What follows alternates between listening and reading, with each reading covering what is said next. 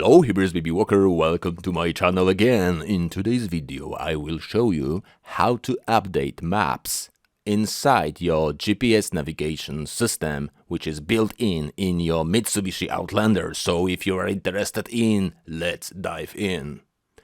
Okay, so before we start, you need to know that there are several types of navigation that you could have in your Mitsubishi. You may have heard about MMCS, which is Mitsubishi Multi-Communication System, or MGN, which is Multi-Function GPS Navigation, but those are reserved for older models. This Mitsubishi Outlander is generation 3 actually, so it has a system called SDA. And if you want to check, if you want to be sure if your car has this SDA system, you could check into instruction manual as I have shown you here. So basically, if you have a book which is called Smartphone Link Display Audio, it means that you have the SDA system and you can go forward. Okay, step 1, how to check the current map version. It is crucial to check the current map version because you will be able to update only if you have the older version.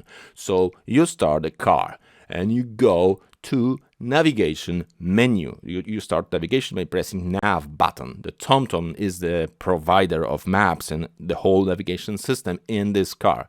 So basically to check, you are pressing the context menu, you're going to last position to this help icon, and as you can see now we got the maps from October 2018 and the version is pretty old, so we could update it. Okay, so step number 2, how to download the latest maps. So basically you now go to computer and start the web browser and you are going to page mitsubishi.sda.navshop.com.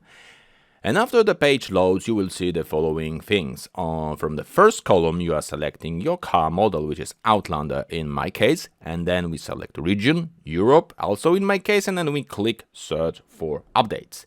And as you can see now, the new update is available, the newer version. So we could now download this zip file. Please pay attention that this is archived. This is zip file, which is pretty heavy file. It has over 7.3 gigabytes of memory. It requires some space, but after you unpack it, after you extract it, it will need more. So in my case, the 8 gigabytes is not enough. I'm using the 60 gigabytes USB memory stick. So after you double click on the archive, you are pressing copy to copy into clipboard and then extract in the desired location. Of course, you need to put in your USB memory stick, wait until it will be found by the operating system, and then you go to location, which in my case is this SDHC. However, depending on which you have, it could be, of course, another letter. So now you wait until the whole archive will unpacked and will be saved over the USB memory stick. It will take some time, but depending on the speed of the computer, it could be 20 minutes even, because this file are pretty heavy. Alright, so step number 3. Now if we have our USB memory stick prepared with new files, we are installing it in our car into USB socket and we wait.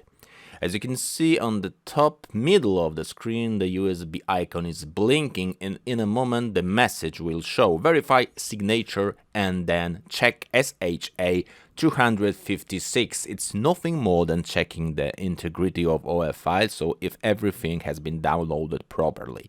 And now you need to wait, in my case, about 15 minutes for the first step when the checking was performing, so you need to be patient and have a lot of time.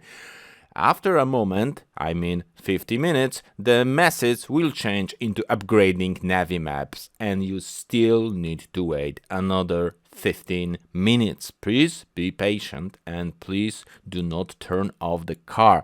So also disable the automatic auto on off, this echo stuff, because the car should be still running.